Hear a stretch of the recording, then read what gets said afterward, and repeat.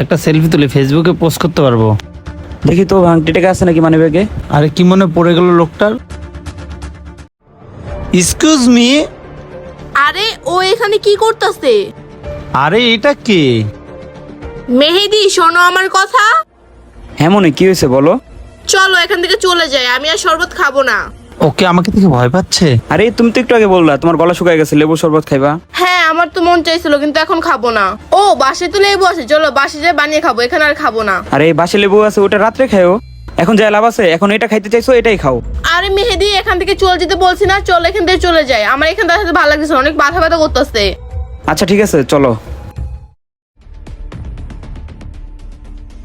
আরে এই দাঁড়ান। কি ব্যাপার, কাটটা দিয়ে ফালাই ধুয়ে চলে গেল? ওনারা যাচ্ছে, ওনাদের ধরতে হবে। মনি তুমি এখানে 5 মিনিট বসো তো, আমি সামনে থেকে একটু আসতেছি।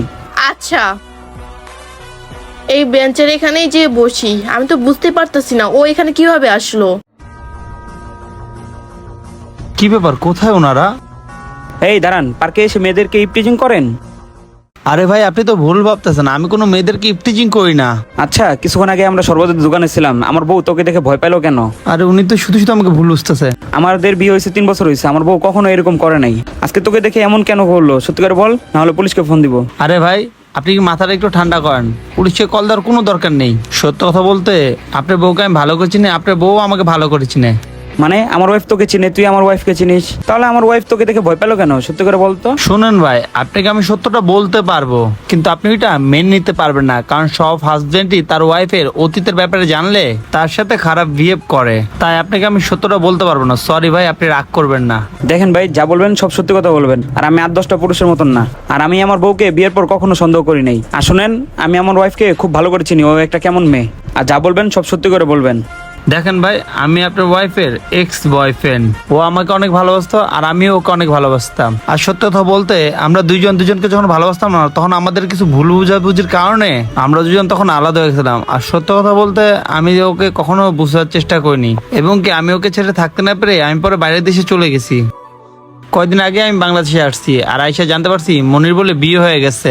ওকে আমি এতদিন দেখি না, এই কিছুক্ষণ আগে আপনাকে আর ওকে দেখলাম। আপনারা মনে হয় শরবত খাইতে আসছিলেন এখানে, তখন মনে হয় আপনি মানি ব্যাগ বাইর করছিলেন, তারপর আপনার এই কার্ডটা পড়ে গেছিল। এই দেখেন, এই কার্ডটা দেওয়ার জন্যই আপনাকে আমি পিছন থেকে ডাকছিলাম। আর বাই দেবে আপনার ওয়াইফ আমাকে দেখে মনে হয় ভয় পাইছিল যে আমি যদি আপনাকে ওর অতীতের কথা বলে দিই, এই কারণে আপনাকে নিয়ে সে ওখান থেকে চলে আসছে। থ্যাংক ইউ ভাইয়া, আপনি কিছু মনে করবেন না।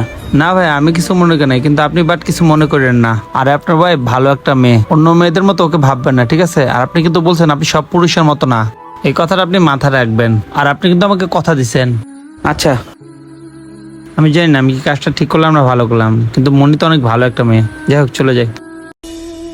কি ব্যাপার, এখনো মেহেদি আসতেছে না কেন? তুমি আগে থেকে ওই ছেলেটাকে চিন্তা, ওই ছেলেটা তোমার এক্স বয়ফ্রেন্ড। এই কথাটা তুমি আমাকে আগে কেন বলো নাই?